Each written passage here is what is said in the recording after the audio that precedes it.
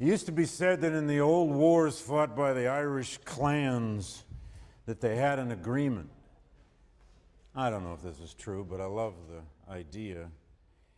No matter how much they slaughtered themselves with broadswords and knives and whatever else those maniacs used, that they should always spare the poets. Don't kill the poets, because the poets had to be left to tell the story. Most great poets don't go to war, they write. This week you're reading a great poet, E.L. Doctorow, a poet in prose, a poet in fiction.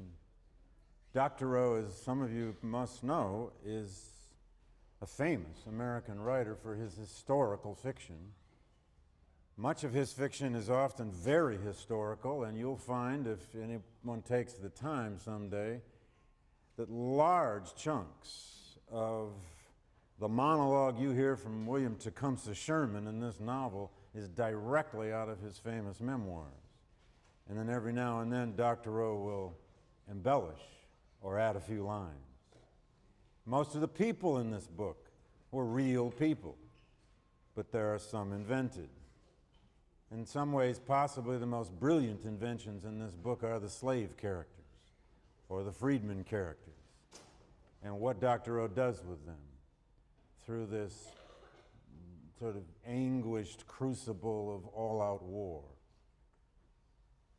Look especially for those journeys into Sherman's own mind, Sherman's psyche, those meditations of Sherman's on death. Page 88 and 89, to be exact, is, I think, an unforgettable meditation by Sherman on the meaning of death and just what it means and why he, in some ways, enjoys it.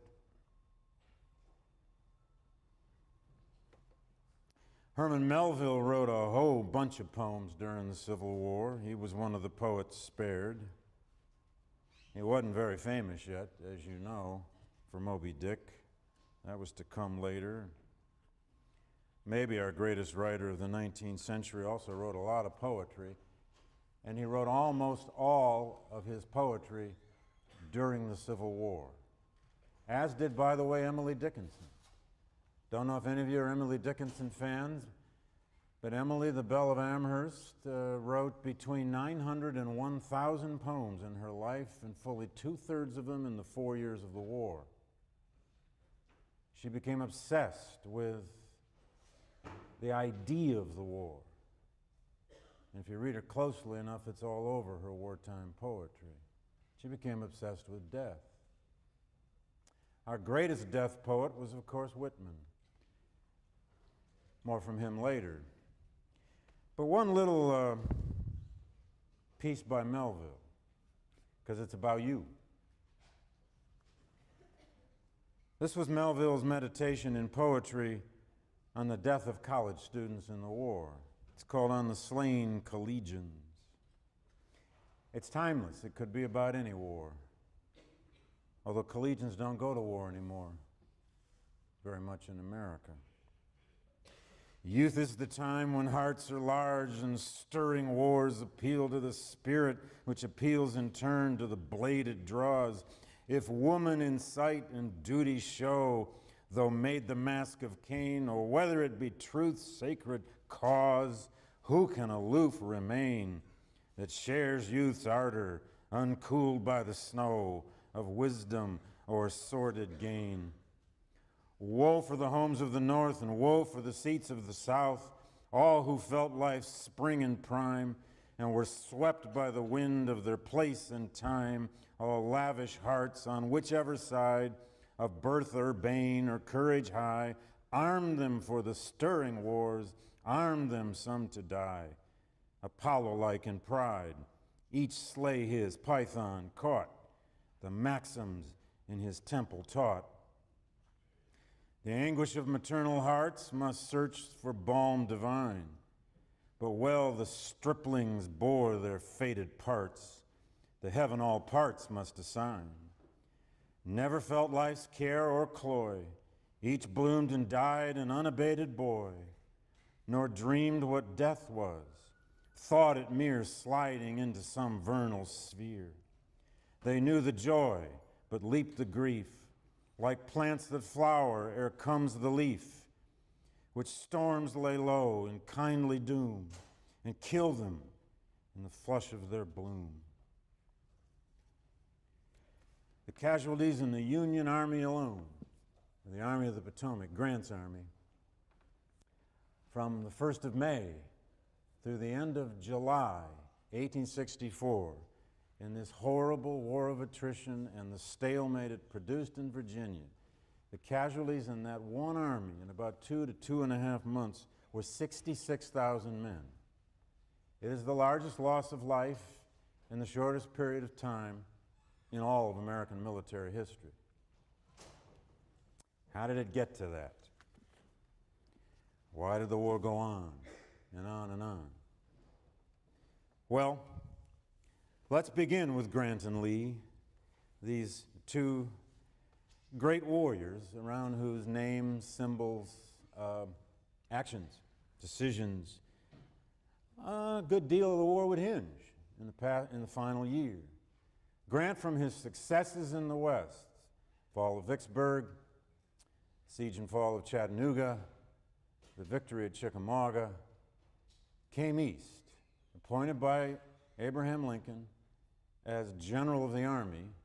Congress actually revived a special rank they hadn't used in years called Lieutenant General, and they, just for Grant. He came east and was appointed head of all Union armies on any front anywhere in March of 1864, winter 64. He was wined and dined at the White House and wined and dined in Congress. They had to keep telling him to put on a decent uniform. There's a lot of truth to this idea of Grant, the kind of humble plebeian. He had, after all, been doing nothing but working his brother's leather shop in Galena, Illinois when the war broke out. But boy, did he have a nose for war. He was a great horseman. They said he could canter like nobody else and gallop like nobody else, and he loved his horses. Been to West Point, but the only thing he really got good grades in at West Point were painting and drawing. He nearly failed some of the military science courses. Some of his biographers have actually made a big deal out of that because he hadn't studied hard in Jomini's manuals, those manuals of combat tactics and strategy, that he was therefore freer to simply invent as he went. I don't know. This war made Grant at the same time he made the war. He may have been, as many of his and by the way, there's been an industry of Grant biographies in the past 10 to 15 years. He's been rediscovered after a long period in our history when he just vanished. And the country forgot that, oh, by the way, the Union won the war and there was that guy Grant.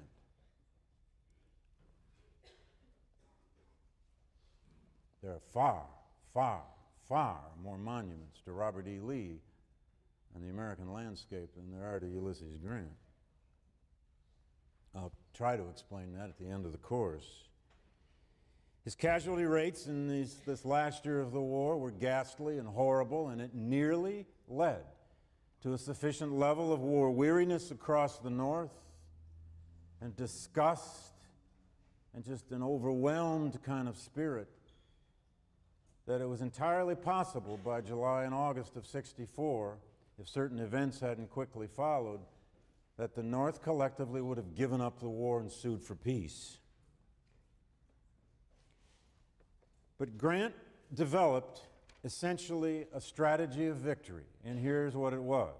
He did it in conjunction with William Tecumseh Sherman, Philip Sheridan, the previous general of the Army, Henry Halleck, and most importantly with Lincoln himself. And that strategy was basically this.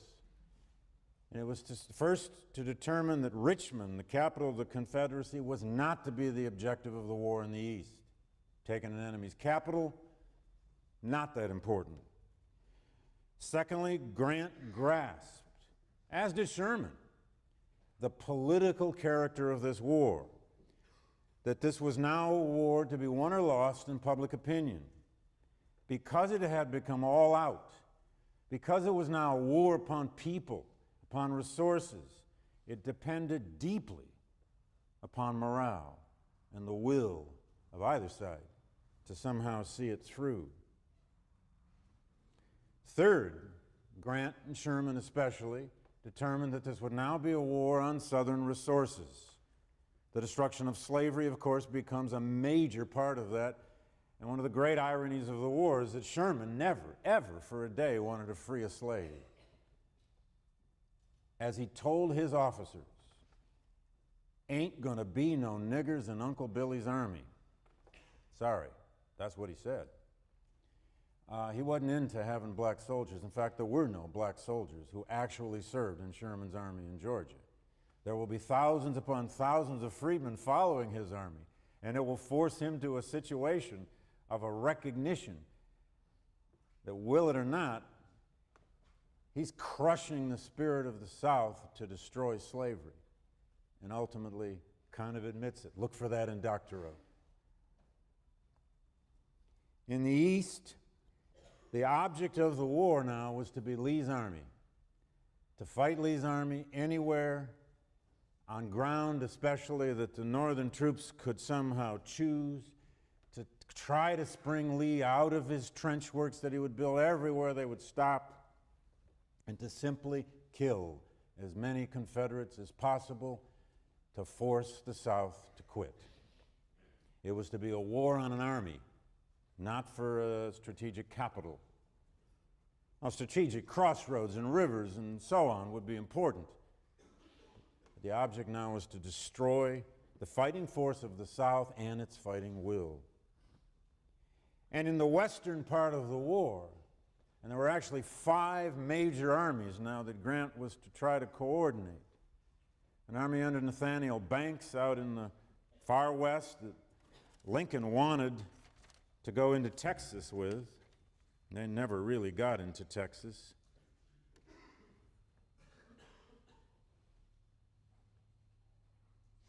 What Grant wanted eventually, excuse me one second.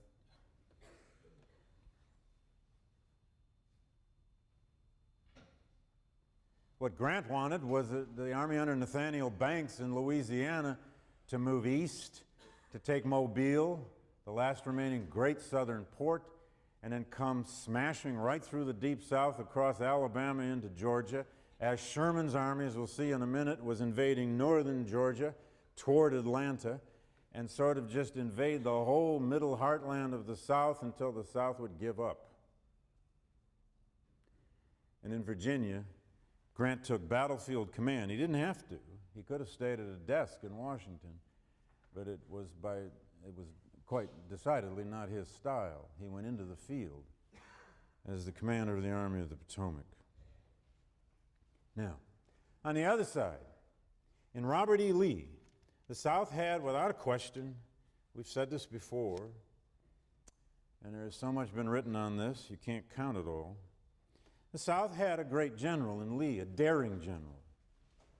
Even in spite of his tremendous defeat at Gettysburg, where he actually did tender his resignation that Davis didn't accept and couldn't accept, Lee was already a legend. His men saw him as almost godlike. He was beautiful, they said. He was gorgeous. He was handsome. No one ever looked quite like Lee in a uniform with that curly white hair. There's a brand new biography out that I recently reviewed by a woman named Elizabeth Pryor. It's just won the Abraham Lincoln Prize. There's another lovely irony. A book on Lee wins the Lincoln Prize. That's reconciliation. It's called Reading the Man. Sounds like a title of a porn movie or something, but sorry. Scratch that, Jed. But she did the book from Lee's voluminous letters. He was a tremendous letter writer throughout his life. Lifetime officer, son of Light Horse Harry Lee of the American Revolution fame. His father had been a total scoundrel. He had a brother that was an even greater scoundrel. His brother and probably his father had fathered children by slave women, had abandoned their homes, their wives, their families. He came from a very, very difficult, sordid, but aristocratic, famous Virginia family. And he went to West Point just like his daddy.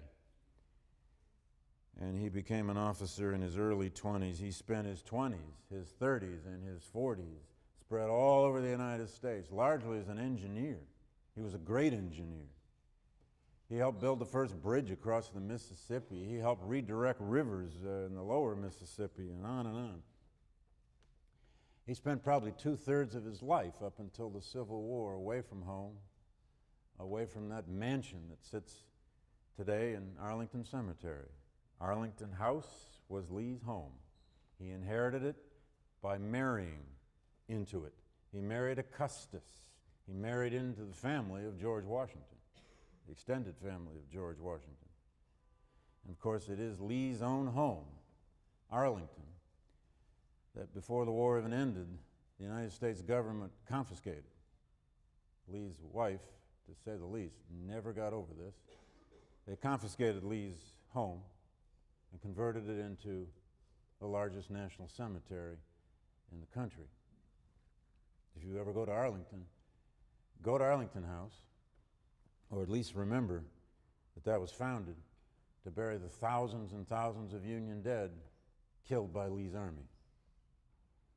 At any rate, he may have hated war in the abstract, but his biographers have taken us into Lee's psyche in some useful ways. I won't cite all these many biographies, but some of them have really shown us a complicated man of great daring and audacity and aggressiveness. He always wanted to be on the offensive. He hated being entrenched. He hated being on the defensive. And he clearly saw war as an emotional or psychological release. I think a little lead properly taken is good for a man, he said. That was in the Mexican War. Didn't say that during the Civil War. Surveying the field of slaughter at Fredericksburg in December of '62, he said, famously, "It is well that war is so terrible, so that we do not grow too fond of it." He appeared to change in battle. His eyes would be like fire, people said. An English journalist observer in the Battle of the Wilderness, a horrible battle fought in dense woods, observed this of Lee: "No man who at the terrible moment saw his flashing eyes and sternly set lips is ever likely to forget them, the light of battle still flaming in his eyes." And there are lots of people who said that about him. The debate about Lee is essentially, among historians at least, is essentially whether he bled the South to death, so to speak, with his aggressiveness, his two major invasions of the North, and the cost that meant to the Confederacy, or whether he was the true military genius of American history, and only through that offensive daring did the Confederacy survive as long as it did, or only through his devotion and his maneuverability of huge numbers of men across difficult landscapes did the Confederacy survive as long as it did through 1864 in his struggle against Grant's army, which outnumbered him at times 2-1 in 1864 and 1865. But he hated being on the defensive now in 1864. "I will strike that man a blow in the morning. I will strike that man a blow in the morning," he would say sometimes at night in his camp, even if he wasn't planning to do it. Now, the campaign of 1864, the pivotal, in so many ways, decisive, despite the fact that it becomes a horrible stalemate, the decisive campaign of the Civil War, in everyone's hopes in the North, a campaign, once again, that would only be one summer, was launched in April and May of '64, but it wasn't going to end that summer. It would end in a horrible stalemate and a siege of the city of Petersburg, just south of Richmond. And the war, of course, would not end until the following spring, 4 Aprils into the war. But here's roughly what happened. And by the way, I refer you here to the Ken Burns film series, and there's, of course, a very good reason that Burns decided in this 9-part film series to give 2 whole parts to the year 1864.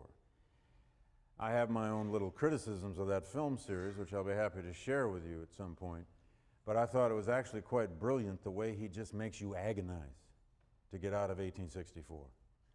I mean, God, how long must 1864 last? Because that's actually the way the country felt. In the Battle of the Wilderness, May 5, 6, 1864, the 2 armies basically collided just west of Fredericksburg in a densely wooded area that was known at that time as the Wilderness. They essentially just bumped into one another because there were only 2 roads that went north, south, or east or west through this area. And they fought it out in woods for 2 days. It was a totally disorganized battle. Often men would only fire at what they saw other weapons firing because they could really never see their enemies, and hence sometimes killed their own men. And the most horrible thing about the Wilderness, of course, as you perhaps have heard, is that hundreds, if not thousands, of wounded ended up being burned to death in the woods because the woods caught on fire in several places and the wounded could not be retrieved. Soldiers on both sides laid down at night, makeshift trench works along roadways, and listened to their comrades scream as they were burning to death in the woods and could not save them. In 2 days of a really thoroughly disorganized slugfest in woods, Grant's army lost 18,400 casualties, dead and wounded. Lee lost about 11,000 dead and wounded. And it appeared that Lee had once again, for what, the 4th time now, stopped a Union army invading into Virginia. And that Union army would probably have to retreat back out of this densely wooded wilderness, get up north of the Rappahannock, regroup again, as the Army of the Potomac always had. And yet what happened was, of course, Grant never intended to stop no matter what happened. He had the obvious advantage of manpower. He had tremendous resources behind him, although that manpower was risky, because that very summer, the 3-year they weren't up by May, but they were going to be up in June. The 3-year enlistments from 61 to 64, the great mass of the Army of the Potomac had been in, those who had survived, the veterans, the real soldiers, had been in for 3 years, and their terms would be up. How in the hell to get these men to re-enlist when they were enduring this? And the government came up with $300 and $400 bounties. They came up with 30-day furloughs here and there, percentages of regiments sent home to do anything to get these guys to re-enlist. And Lincoln called for 500,000 more volunteers, 500,000. Now, they will actually eventually get almost that 500,000 men, but the problem, as the Union armies realized that summer, is that these new soldiers, brought in by being paid bounties and all sorts of other things, were terrible soldiers. And Grant counted by July and August of these new recruits that about 3 of every 4 became deserters the first time they faced combat. So that manpower was not a certain thing, but Grant just kept moving. And there's the famous story. It's the night of the 2nd day. It's the 6th of May, 64. And most of the Union Army is camped along a roadway, a north-south roadway. They've just fought the 2 worst days of the war if they've survived. They're depleted. Woods are burning. They expect any moment to all have to retreat north. And there came Grant with just a few members of his staff cantering down the road heading south. He didn't stop to say anything to anybody. He didn't even tip his hat. He probably spit from his cigar. And as they saw him moving south, they began to realize they weren't retreating.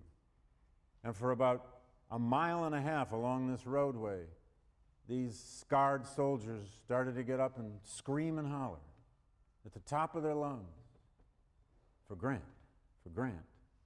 They were going south. And they did. The rest of this terrible campaign would be an attempt by Grant now to outmaneuver Lee, to try to keep moving left, Grant's left, to try to get around Lee's army, to move faster than Lee if possible, and ultimately to cut off Lee's supply line either to Richmond or further south from Richmond, and if possible, forget about taking Richmond, but to try to cut off Lee's army from the rest of the South. And if possible, with Sheridan's army in the Shenandoah Valley, cut him off from the west. So when Grant gets accused of being a butcher that summer, there's some truth to that. But it really was a war of maneuver, maneuver, maneuver. They collided. Actually, the first attempt was to see who could get first to this crossroads called Spotsylvania Courthouse. And at Spotsylvania, they fought for about 6-7 consecutive days. This was the rehearsal for World War I. Everywhere the army stopped, they dug the deepest possible trenches they could. And at Spotsylvania, indeed, Lee's army got there just before Grant's army, and they built this incredible trench work that was in a U shape. And for about 6 days, Grant's army just made one frontal assault on this after another, and it produced these horrifying scenes of the dead and wounded, 3 and 4 deep in these trenches, day after day after day, most of it fought in rainstorms. At Spotsylvania, when you add it all up, they first encountered each other on the 8th of May. They didn't really stop fighting there until about the 19th of May. Grant's army lost almost 30,000 casualties. Lee's army, almost 20,000 casualties. And yet Grant just kept moving and kept moving. Left and south, left and south. And then Grant, in the first week of June, would make his greatest mistake of the war, and he admitted it. It is the only place in his great 2-volume memoir when he used the word regret. And he really regretted Cold Harbor. At Cold Harbor, Grant had misinformation. He somehow did not understand how much of Lee's army had actually concentrated in front of him, and somehow he missaw the landscape. He didn't realize that Lee's army on each flank had a river, and those rivers were pretty high. It was, May, June, and there was no way to flank him. So he just made, on the 3rd of June, the largest frontal assault attack of the war. There were 50,000 Union troops engaged in this. And Grant's army took 7,000 casualties in a half hour. And many of the men, and they've been fighting now day after day after day, and God only knows what fatalist soldiers become in that circumstance. They were asked before the attack at Cold Harbor to pin their names and home addresses on their shirts. At least much of the Union Army was. And they did. They had no dog tags in that war. They were told to pin their names on themselves so they could be identified when dead. And I believe Burns uses this story in the film. There was one Union soldier who etched into his diary, morning, June 3rd, I died today at Cold Harbor. And he did. This stopped Grant's movement. It protected Richmond. It meant that the war would now go on and on through that summer. Rather than attempting any more assaults on Lee's forces, which were now constantly digging trenches, all around the eastern side of Richmond, Grant kept moving south. And this time, he got to Petersburg faster than Lee, or at least most of Lee's army. And by mid to late June, they put the city of Petersburg, just some 25 miles south of Richmond, under siege. And Petersburg would be, and you can see many of these great photographs in Burns's film series. Photographers went crazy in 64 and 65 photographing these giant trench works, these trench cities that were built around Petersburg. There would be a quick attempt to break the siege of Petersburg in what is known as the Battle of the Crater, quick in the sense about a month after Grant's army concentrated all around the east side and the south side of Petersburg. They were always trying to cut Lee's supply lines off either west or south. They never managed to completely do it until the next spring. But you may know the story of the Battle of the Crater. Some coal miners in the 48th Pennsylvania went to their colonel, who went to his general, who went to General Burnside, who went to Grant, and said, "We can dig a tunnel, 500 yards, under the Confederate line, and we'll fill it with tons of dynamite. And we can do it with ventilation stacks. We know how to do these things. And we'll blow the Confederate line to smithereens. Let us do it." And at first, Grant and his staff said, no, no, no, no. This is too crazy. They sat down with him. They convinced him they could do it, and they did it. 500 yards of a tunnel. They ventilated it. The Confederates on the other side, and the lines in some areas here were never more than 150 to 200 yards apart. They actually did hear some digging, we're told later, but they didn't know what the hell it was. And then they dug a counter trench at the end, inside, or a tunnel. They put in 4 tons of dynamite, fuses. You, to this day, can see the opening to that tunnel, and you can still see the suppression in the landscape where the crater was. And on July 30th, 1864, they blew it up. And they blew up an area of the Confederate line about 200 yards long. Men's bodies were simply exploded into the air. It's the opening scene of Cold Mountain, if you've seen the movie. Not bad. It's one of the best parts of that movie, actually. I thought Nicole Kidman was badly cast. I don't know about you. When you're suffering, you haven't got enough to eat, and you're laying in the snow, you can't look like Nicole Kidman. I'm sorry. It ain't right. But the problem was the Battle of Crater became a Union disaster. Instead of exploiting this as they should have and been far, far more organized, they should have managed to get around this crater. Actually, they didn't even understand how big this gigantic hole in the ground would be. A huge hole in the Confederate line had been exploded, hundreds of yards wide. But Union troops started marching into the hole. I'm not kidding. And within an hour or two, as Confederates regrouped in sheer shock, they said it was just like picking off fish in a bowl. And they stood all around this giant hole in the ground, and 4,000 Union troops were killed in the Battle of the Crater, which turned out to be a Union disaster. Now, out west,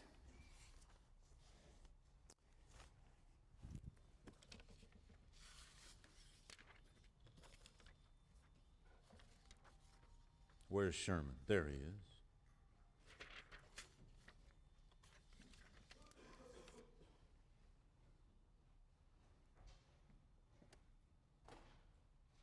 Can we see this?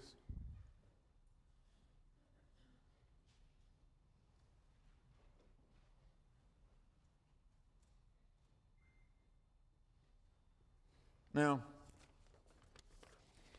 the other major campaign of the war that, of course, will ultimately lead to Union victory, and I won't get us quite to the dead end of the war today by any means, but it is, of course, William Sherman's Atlanta campaign through northern Georgia, the fall of Atlanta by September of '64. The campaign lasted all that summer. At the same time, the stalemate sets in Virginia, around Petersburg, with these thousands of casualties. And you must try to, if you can imagine, Northerners standing in post offices and telegraph offices all over the towns of the Midwest, New England, waiting for casualty reports. And the adjutants of regiments writing the list, standing in a small town post office, and a telegraph comes through with the list of the dead. Dozen, 2 dozen, 3 dozen men from a town that only had 1,000 people. It was beginning to destroy Northern morale. And things weren't that much better in Georgia, or so it seemed throughout that summer. Sherman finally outmaneuvered General Joseph Johnston's Confederate Army toward Atlanta, won at Kennesaw Mountain in 2 days in June, late June of '64, and essentially put Atlanta under siege in July and August, and kept trying to get around, especially to the left, to the east and south, Atlanta, to cut off the supply lines to this biggest city in the heartland of the South. He finally succeeded at great cost when Atlanta fell on the 4th of September in '64. And the fall of Atlanta is in some ways, both strategically and in terms of morale, one of the most important little turning points of the war, because it has a huge impact on the political situation and the election of '64 about to occur. More on that in a second. It was then that Sherman, based on this strategy of conquest, destruction of resources, and war upon people, made the decision really quite quickly to launch his March to the Sea. It took him a couple of months to organize it, but from November 15th to Christmas Eve, that's about 5 weeks, Sherman's army marched 285 miles from Atlanta to Savannah with 62,000 troops. They were almost unopposed. General John B. Hood's Confederate army that had surrendered, or in effect given up Atlanta, had retreated south to fight again. And Hood's idea, well, actually without Jefferson Davis's approval, well, if Sherman was going to invade toward the east, toward the sea, and destroy Georgia, Hood took an army of about 30,000 men and invaded back up into Tennessee, hoping that Sherman would stop and come after him. Sherman said, let him go. It was a kind of a game now of time, resources, destruction, and who would give up. We are not fighting a hostile army anymore, Sherman said. I'm quoting him. We are fighting a hostile people. His aim and objective now was the civilian population, and Americans had never made war on civilians quite like Sherman would in Georgia. We cannot change the hearts of those people, Sherman wrote, of the South, but we can make war so terrible and make them so sick of war that generations will pass before they will ever again appeal to it. Now, up in the Shenandoah Valley, Philip Sheridan's Union Army, under similar orders to make war on society, gave a simple order to his officers, and most of that army was cavalry. His order was put in the starkest of total war terms. He said, quote, leave them only their eyes with which to weep. This was now savage war. To win the war with fear was Sherman's goal, to win it with destruction, and to win it with maneuver. Freed slaves swarmed behind Sherman's army. He hated it. He didn't want them to be there. He didn't know what to do with them. The hell am I going to do with these people? First it was 5,000, 10,000, 15. He had 25 to 30,000 refugee slaves tailing right behind his army. It's about half the size of his whole army. Follow that in doctorow. Sherman didn't always play kindness or niceness with them.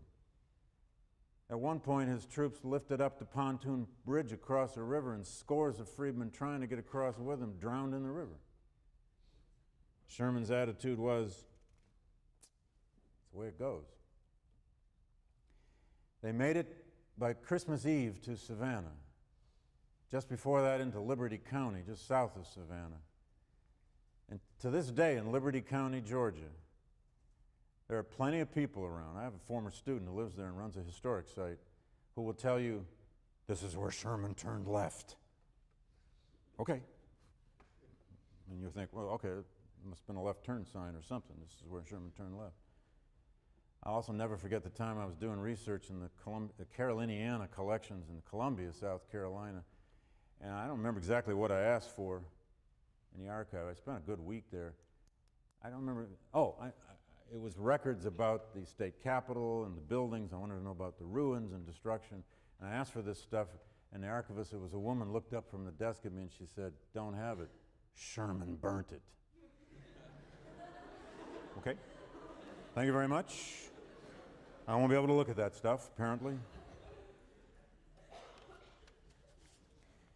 Now, if you follow the purple line here, of course, you realize that this is the route of Sherman's. This is about 280 miles from Atlanta to the sea. It would give us some of the best songs of the war, marching through Georgia. It also gave the Civil War its anti-hero, its principal villain of Union victory. Some say the architect of total war. Well, that's a little too much to lay only on Sherman. But it was now a war of conquest and destruction. He did not destroy Savannah, but when he got to Charleston, well, actually, much of Charleston he didn't have to destroy, because it was being destroyed already by Union gunboats and artillery from around the harbor. But the city he did destroy was Columbia, the capital of South Carolina, which was burned to the ground, as, by the way, was Atlanta. Now, Sherman would always say these were just fires that broke out because of extensive shelling. That was not the case in Columbia. They burned about everything that was standing in Columbia, and then they kept moving north, north, north into North Carolina, and I'll come back to that later, because the final surrender of the Civil War, of course, came in North Carolina, not in Virginia.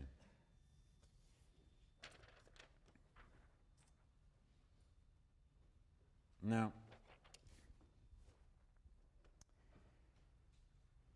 before we get to Appomattox, I'm going to save the siege of Petersburg, the lifting of the siege, and the march to Appomattox and the surrender for Thursday, because it makes a perfect segue back into wartime reconstruction plans, because the nature of that surrender at Appomattox has a great deal to do with the kind of reconstruction ideas and plans that were boiling as early as 1863, really, out of Congress and from Lincoln himself. And let me just end with this little story. I mentioned that Sherman, made it to the sea at Savannah, marched part of his troops up to Charleston, took Charleston, seedbed of secession and all of that. Although, actually, Charleston didn't fully fall to Union hands until February of '65. It had been bombarded throughout the last 8 to 9 months, as I said, from Union ships and guns all around the harbor. And if you've ever been to Charleston, that glorious, beautiful colonial city, that Caribbean city as it looks, with all those mansions about 15 to 20 blocks up from the harbor, you must imagine it almost completely in ruin by early 1865. All the white people evacuated and abandoned the city, and the only people left principally were slaves, freedmen, thousands of them. And they, in effect, took over the city. The first Union regiment that marched up Meeting Street in Charleston was the 21st USCT, colored infantry, a black regiment. And they accepted the surrender of the city from its mayor. And then they began to hold ceremonies, the black folks of Charleston. They began to hold ceremonies all around the city. They held a parade in late March, or was it early April, of '65. They had this huge parade where they had 2 floats, and they had, on one float they had a little slave auction occurring, a mock slave auction with a woman with her baby being sold away. And on the next float they had a coffin labeled slavery, and it said, "Fort Sumter dug its grave, April 12th, 1861. And then they planned one more ceremony. And by the way, the war, when it finally ended, they held an extraordinary ceremony on Fort Sumter. They crammed about 3,000 people onto the little island. All kinds of dignitaries came. Now General Anderson, not the colonel who had surrendered the fort 4 years ago, came and raised the U.S. flag. 4 years almost to the day he had taken it down. William Lloyd Garrison was there from the North, the great abolitionist who wept uncontrollably when he heard a small black children's choir sing John Brown's Body. And the very night of that ceremony, which was the 14th of April, they held a banquet of a sort in a building that had a roof on it back in Charleston. And that was the very night, of course, that Lincoln was assassinated at Ford's Theater in Washington. But the black folks of Charleston had planned one more ceremony. That ceremony was a burial ceremony. It turns out that during the last months of the war, the Confederate Army turned the Planters' horse track, a race course, it was called the Washington Race Course, into an open-air prison. And in that open-air prison, in the infield of the horse track, about 260-odd Union soldiers had died of disease and exposure. And they were buried in unmarked graves in a mass gravesite out behind the grandstand of the racetrack. And by the way, there was no more important and symbolic site in low-country planter slaveholding life than their racetrack. Well, the black folks of Charleston got organized. They knew about all this. They went to the site. They reinterred all the graves, the men. They couldn't mark them with names. They didn't have any names. And they made them proper graves. And they built a fence all the way around this cemetery, about 100 yards long and 50, 60 yards deep, and they whitewashed the fence. And over an archway, they painted the inscription, Martyrs of the Race Course. And then on May 1st, 1865, they held a parade of 10,000 people on the racetrack, led by 3,000 black children carrying armloads of roses and singing John Brown's Body, followed then by black women, then by black men. It was regimented this way. Then by contingents of Union infantry. Everybody marched all the way around the racetrack. As many as could fit got into the gravesite. 5 black preachers read from Scripture. A children's choir sang the national anthem, America the Beautiful, and several spirituals. And then they broke from that and went back into the infield of the racetrack and did essentially what you and I do on Memorial Day. They ran races, they listened to 16 speeches by one count, and the troops marched back and forth and they held picnics. This was the first Memorial Day. African Americans invented Memorial Day in Charleston, South Carolina. There are 3 or 4 cities in the United States, north and south, that claim to be the site of the first Memorial Day, but they all claim 1866. They were too late. I had the great, blind, good fortune to discover this story in a messy, totally disorganized collection of veterans' papers at the Houghton Library at Harvard some years back. And what you have there is black Americans recently freed from slavery announcing to the world with their flowers and their feet and their songs what the war had been about. What they basically were creating was the Independence Day of a second American Revolution. That story got lost. It got lost for more than a century. And when I discovered it, I started calling people in Charleston that I knew in archives and libraries, including the Avery Institute, the Black Research Center in Charleston. Have you ever heard of this story? And no one had ever heard it. It showed the power of the lost cause in the wake of the war to erase a story. But I started looking for other sources, and lo and behold, there were lots of sources. Harper's Weekly even had a drawing of the cemetery in an 1867 issue. The old oval of that racetrack is still there today. If you ever go to Charleston, go up to Hampton Park. Hampton Park is today what the race course was then. It's named for Wade Hampton, the white supremacist redeemer governor of South Carolina at the end of Reconstruction and a Confederate general during the Civil War. And that park sits immediately adjacent to the Citadel, the military academy of Charleston. On any given day, you can see at any given time about 100 or 200 Citadel cadets jogging on the track of the old race course. There is no marker, there's no memento, there's only a little bit of a memory. Although a few years ago, a friend of mine in Charleston organized a mock ceremony where we reenacted that event, including the children's choir, and they made me dress up in a top hat and a funny old 19th century suit and made me get up on a podium and make a stupid speech. But there is an effort, at least today, to declare Hampton Park a National Historic Landmark. See you Thursday.